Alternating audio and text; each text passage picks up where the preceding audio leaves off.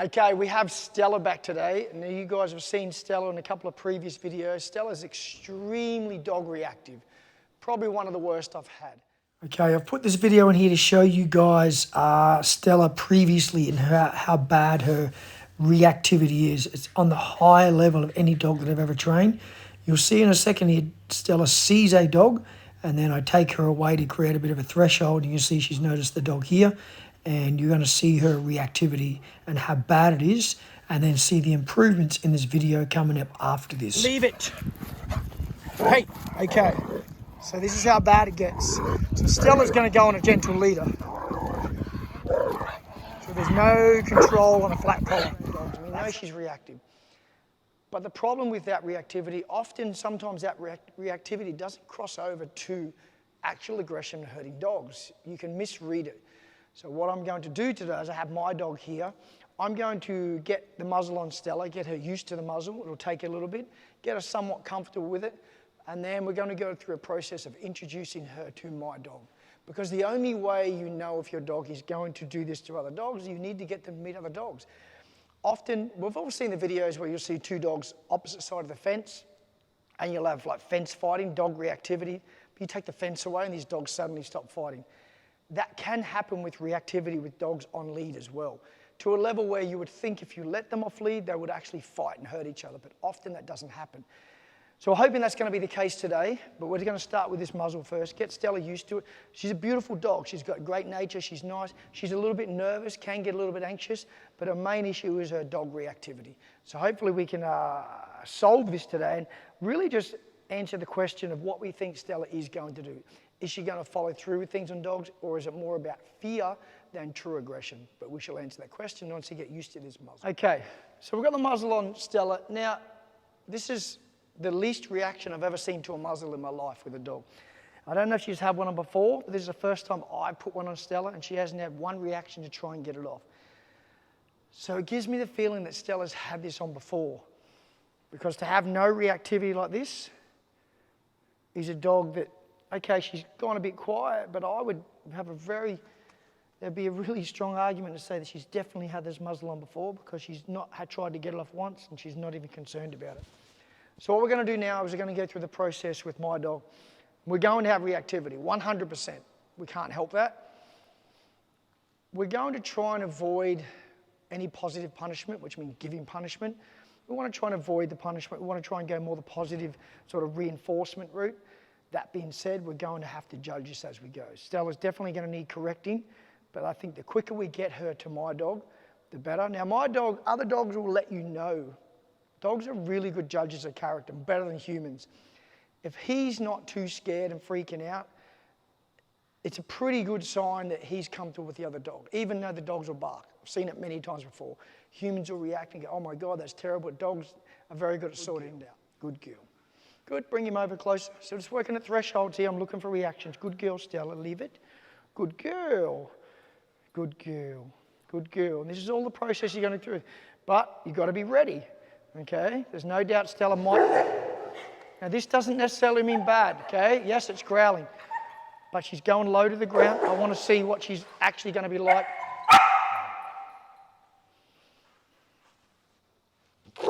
Hey. Hey, hey, hey, hey.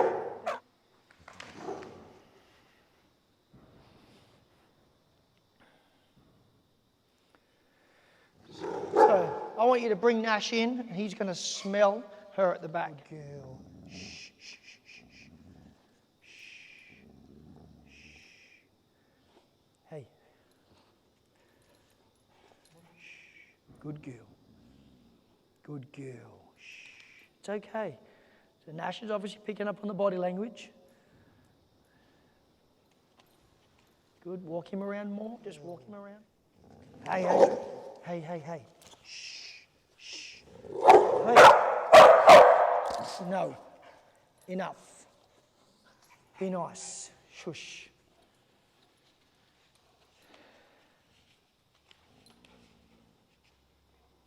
Walk him in.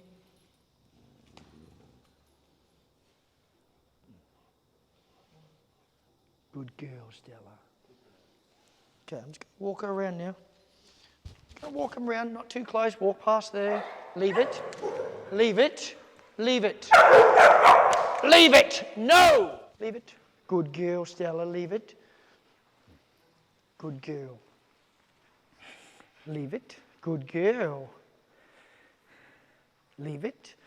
Leave it. Leave it. Good girl. Leave it. Good girl, Stella. Good, leave it. Good, leave it. So what we've established so far with these two, with Stella, is she can be around dogs, but she's definitely not showing body language like she wants to be friends with dogs. And I'm always telling owners that sometimes that's just the case. That's how it is. You can't force your dog to be friends, but you can teach them etiquette. You can teach them manners. She may look at dogs like she wants to fight them and hurt them, but the point is, in public, she can't. When we're out, she's got to behave and do the right thing. You can see that she's not overly comfortable with it, but she's relaxed a bit more. At this threshold, this is what, 2 meters? At this distance, you've got an annoying young dog, and she's been pretty good. Yep, let him do his thing.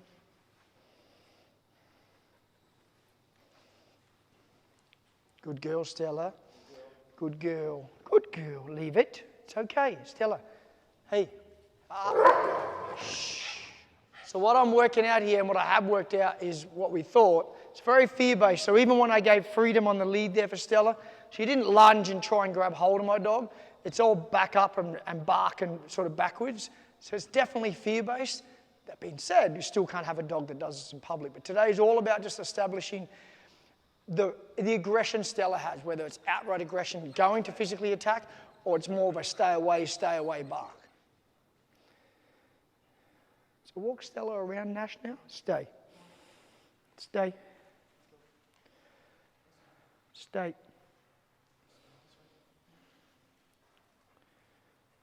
Good. Bring her nice and close. Put her in a sit.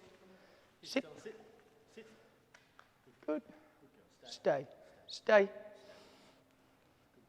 Leave it. Good girl. Stay. Stay. Stay. Come on. Leave it.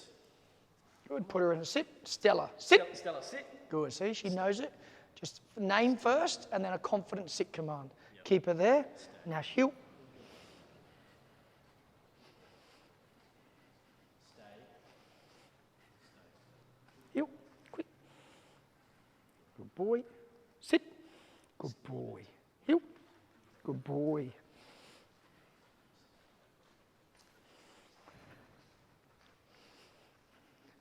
Nash. Sit. Down. Stay. Stay. Down. Drop. Down. Stay. Stay. Good boys. Stay. Good girl, good boys. Stay. Stay. She responds well to the leave it command now. I had to give a couple of corrections. The positive only approach wouldn't have worked with that. It was her reactivity was too extreme. I needed to give a couple of corrections. She now gets the message with that. She still has the intention, but she's a lot more comfortable, obviously, and she's realizing that she can't have that behavior. So look, it's not an enjoyable process for any dog trainer having to give like a physical correction to a dog. But with a dog of this reactivity, could easily be classed as a dangerous dog, and then dogs get classed dangerous, sometimes can be end up being put to sleep because of their reactivity, and unfortunately they do attack a dog or a person. So the reason I'm explaining that is that I would rather give a couple of physical corrections and teach the dog that behavior is not acceptable and let this dog live a long, happy life than have a dog obviously declared dangerous and potentially but put to sleep for attacking a dog or a person. In Stella's case, it's not going to be a person. It would be another dog. I still think it comes from a bad place of fear. You don't know the complete history of the dog. It's always a sad case. When it comes from fear, you feel bad for the dog. That being said, you may feel bad for the dog, but you still have to correct the behavior. So it's a bit of a sort of double-edged sword. It's a conflicting thing because you don't want to correct the dog that is scared, but if you correct it at the right time, it understands what it's for. And who knows where we can get with Stella. Maybe she can be around more dogs if we keep doing this. It's just a process of going through the reps of meeting other dogs. But being off a muzzle now, we're going to do a similar approach, but obviously not as close. I can't have my dog being attacked and Stella attacking another dog. So we have to be very careful, but at a safe distance. So we're just going to walk around again and do the same thing. Let's go. We're just trying to get Stella more relaxed and realizing that there's no need to be so scared. I'm not saying it can't be fixed, but I'm just being real. And, okay. I want you to put Stella in and sit there. Stella, sit. Good. Keep her on a nice short lead. Keep her on a short lead. Good. No. And obviously, I've got to keep control of my dog. I can't have my dog sort of setting Stella off. Now, sit. Good boy. Heel. Good boy. Heel. Good girl, Stella. Good girl. So there's a little bit of lip licking there, which means she's not perfectly comfortable. Got a little bit of anxiety there. But it's either doing this or avoiding the issue altogether. In other words, Stella never sees another dog. But if you put in the work, you can make a difference. We need to get Stella with lots of dogs like Nash, realizing there's no need to be so scared. She's doing more of a, what she's doing is more of a them before her thing. In other words, she would rather bite them and attack them before they attack her. That's why I don't know her history. So it's a very defensive mechanism in dogs. And it's hard to hate on them for it because if they're terrified and scared, I get it. But unfortunately, we can't have that behavior, you know? So we just got to do these reps. And I'm not going to push it any further than this. We're just trying to get Stella to the stage where she can be near dogs like this and be like this. Not lunge, not be aggressive. Good girl, Stella. That's really good.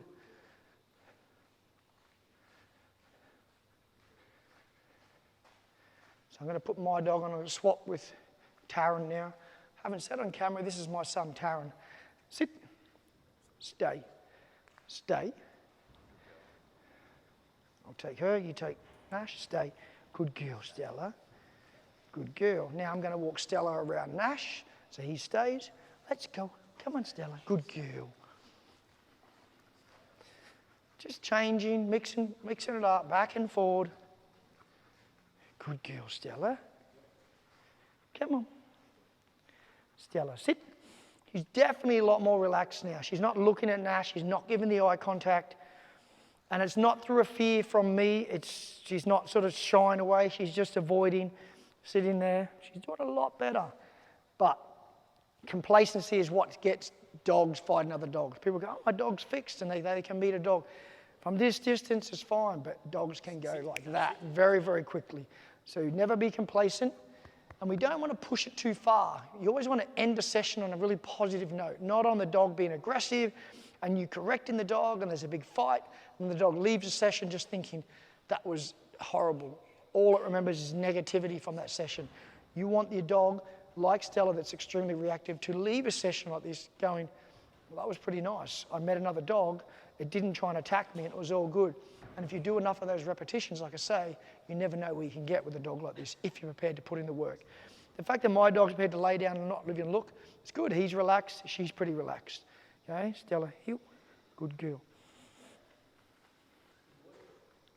Now, Stella has no food drive. There's a reason we're trying. There's no food rewards. She has no drive for the food at all.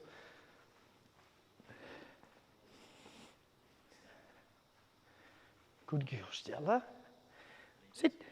Good girl.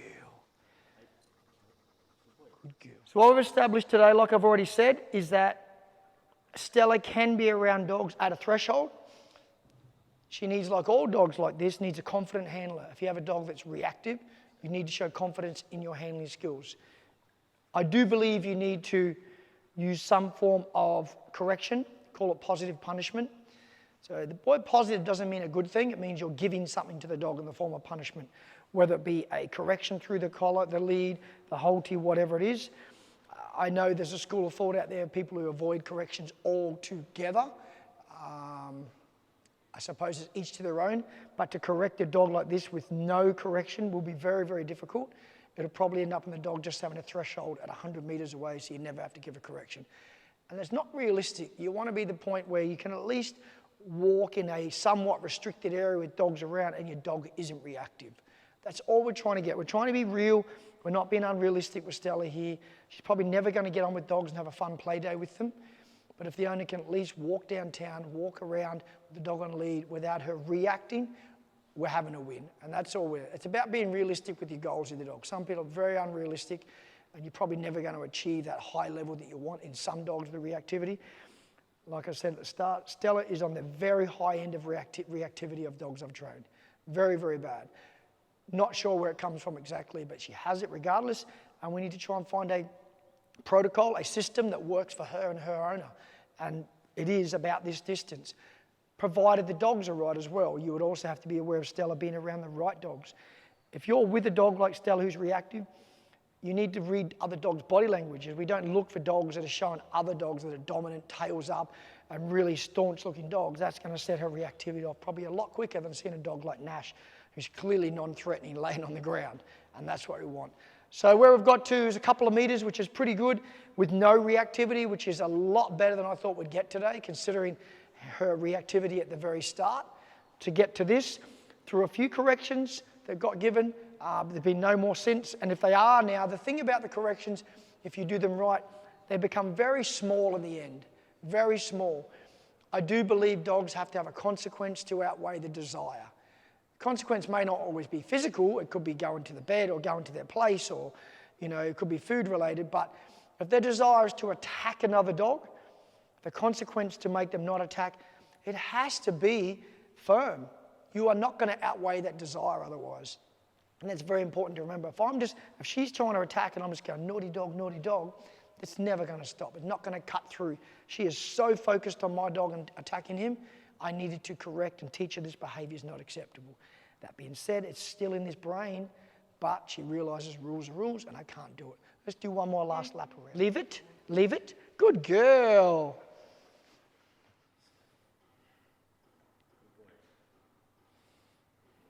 Now, I want a different handler. Stella, stay.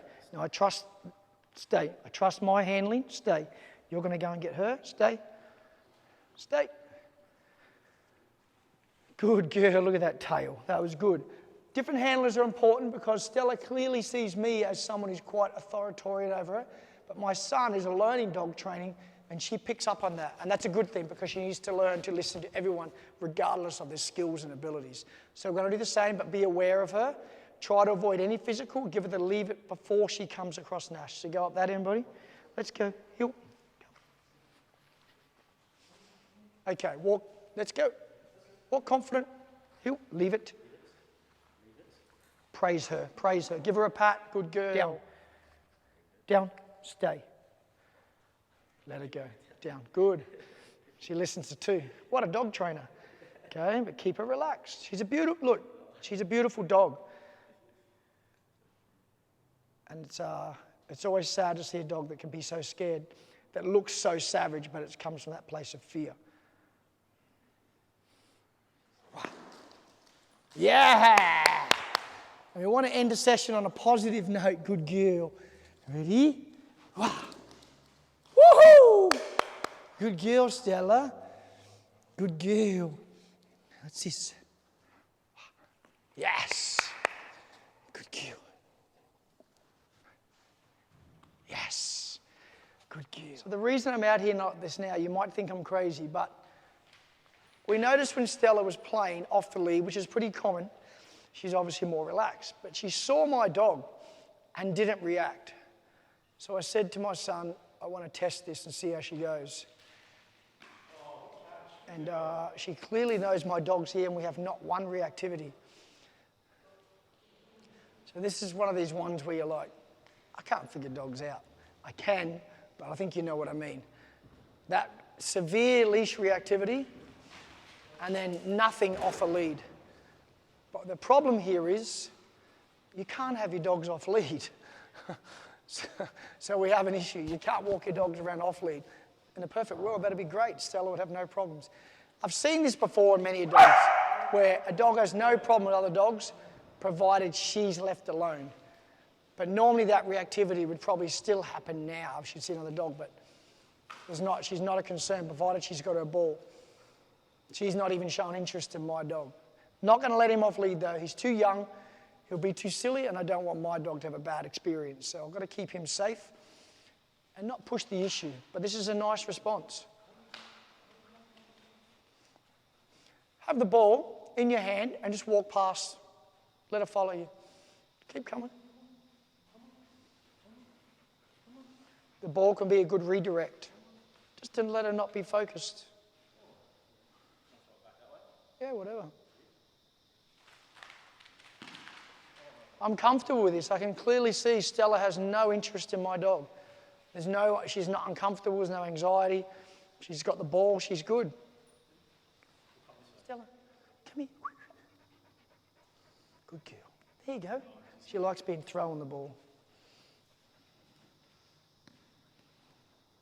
Get it. Good girl. Who would have thought? Yeah, she's warning my dog absolutely. But she's okay provided he stays away. The problem with this though on the beach is other dogs don't follow that protocol all the time. So definitely a dog that you couldn't take to the beach off a muzzle. But she's definitely a dog that you could take to a dog park without dogs around and be in public, no problem. But her lack of reactivity off the lead is always quite a quandary and a surprising thing to a lot of trainers I know, because you see this lead reactivity, then you let them off and there's none. It's like, where does this come from? And it's usually, like I said, the fence fighting thing I spoke earlier in the video. A fence between two dogs and they're tough, no lead on them and not as tough. She certainly gave warnings there, but they were acceptable. She was just telling my dog to stay away. He picked up on that and they were good. They could probably play. My dog would read the body language and it would be okay. But we won't push it. We'll just let them be in the same room together. Mainly because my dog's a bit young, not quite as confident yet, and he might misread body language, and we don't want to have an accident. She's just a very dominant female. Just a very dominant, and she's okay in her own little place, her own little world. As long as no one approaches on her, she's amazing. So it's just about finding that limit for your dog. And throw the ball to Nash. Yeah. She's not focused. She's getting more relaxed around Nash all the time. Like that was even better than I thought. Yeah? It's all right. Let her sort it out.